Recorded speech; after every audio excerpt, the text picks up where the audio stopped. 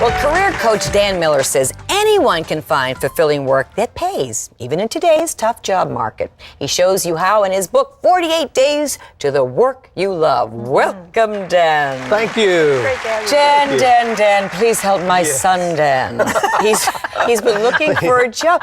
It's very difficult to find jobs when kids get out of college today. You know, they're downsizing, they're outsourcing, they're doing this. Is it really possible? It is. It is. It's not unrealistic to expect all this to come together where you find something you really love. We hear a lot about outsourcing and downsizing, but that doesn't mean there are fewer opportunities. The opportunities are just changing. If you're doing something that can be reduced to just a system, you're vulnerable to having it be outsourced. But there are a lot of things that are embracing really right brain characteristics, things that embrace artistic, creative, nurturing skills that can't be outsourced, and they're wonderful opportunities. Well, how does having the right job affect other areas of your life? I mean, why is that so important to have the right thing? Well, we spend so much time doing it, it becomes kind of a defining concept of our lives. When we spend 40, 50 hours a week, it's pretty important. So it should be something other than just an exchange of time for income. It ought to be something that really provides a sense of meaning. We hear so much about purpose these days. Your job is the best vehicle you have to fulfill and live out your purpose and display how God has uniquely gifted you. Well, how do you find that job? I mean, do you go to a headhunter? Do you look for ads in the paper? I mean, it's so hard for, I see my kids going through this, so hard for them to find a job. When you look at things that are in the paper, you've really lost the best window of opportunity. It's too late, because what you see, 3,000 other people who want the same thing are looking. Right. So you're better off just to simply identify what are 20 or 30 organizations that I'd like to be connected with and approach them directly. Even if there isn't a job available? Oh, absolutely. Absolutely. See, everybody's looking for good people. It's not just waiting until an ad is created. Again, it's too late. Everybody's looking for somebody energetic who understands clearly what they have of value for that organization. And making a direct approach, that's where we find the hidden job market. 87% of the jobs out there are never advertised in any form. 87%? Absolutely. Wow. Is your bio important? I mean, is that the way you write your... Your bio is important, but the fine print on the fourth page of your resume is not what gets a position. Hiring decisions are made in the first 3 minutes of an interview. Is that and they're right? saying, do I like this person? Is she fun to be around? Okay, so what do you need to remember in the interview? Yeah. You need to remember that fact.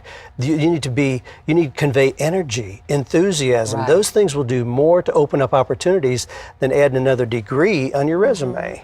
Well, what about while you're looking for work? How do you support yourself other than asking mom to help? Asking mom to help. That's a good way, and a historically good way to do that. But there are a lot of creative things you can do. We have to realize that the Bureau of Labor Statistics predicts that by the year 2008, only 50% of the American workforce will be employees. The rest are going to be freelance workers, consultants, contingency workers, independent contractors, entrepreneurs. There are plenty of opportunities today for somebody to take a clear set of skills and create income tomorrow. Would they create their own business then? It may be that, sure. But if you are a graphic designer, you can find opportunities to do that. If you're an accountant, you can find opportunities to do that. You don't have to wait until some company commits to pay you for 40 hours a week of your time. So that's a great fill-in for somebody to build back in as they're doing a job search. Well, Dan, what if you don't know what it is that would be fulfilling to you? What if, I meet a lot of people who just they know they're not happy with where they are, but they don't really know what would make them happy. How do you begin to pursue that? It's unfortunate when that's the case, and it seems that for a lot of people, life just kind of happens, and they become numb It to lives really. you instead of you living in. That's right. Yeah, and what an unfortunate position to be in. But there ought to be enough clues about how God has uniquely gifted you that you can look at it. What are my skills, my natural talents? How do I relate to other people? What kind of environments am I most comfortable in? What are recurring themes in terms of my interests, dreams, and passions?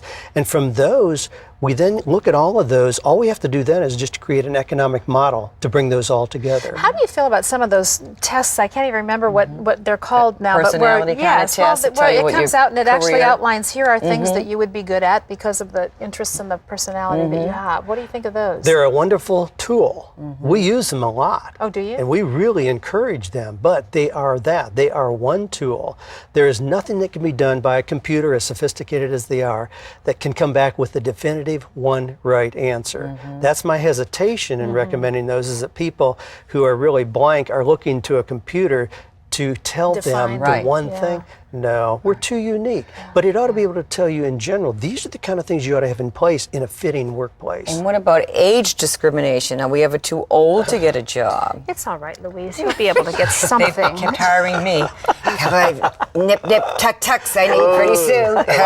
Lots of things you can do to help. But it's not too late to find out what you would be good doing. Now, certainly there can be some challenges in getting, again, a traditional job. More and more companies are recognizing the value that people with some maturity Yes. and real life experience bring. And people are going to be working longer, aren't they? Well, they're going to have to be. See, there are 71 million baby boomers, people who were born between 1946 and 1964. Right. If you do the math, the first one of those is going to be 60 next year. They're going to start retiring. In that group, we have 71 million. The next group coming along, there's only about 40 million. There's going to be a tremendous gap just in really? terms of numbers of bodies. So there's opportunities for everybody. People can continue working longer because we're doing knowledge and information work rather than production work. And so, is it ever too late to embark on finding the job that you love, even if you've been stuck in a rut for a long time? No. I would never. I mean, it's funny because I talk to 27-year-olds who think they majored in the wrong thing in Yes. college, Yes, and yes. thus they have to just, bite the bullet Yeah. and coast into the grave. Yeah. Well, that's a horrible way to look at it. But do It's they have to go never back too to late. school, or can they find a job? School may not have much to do with it. Right. And with the kind of unique opportunities we have, it may or may not be a part.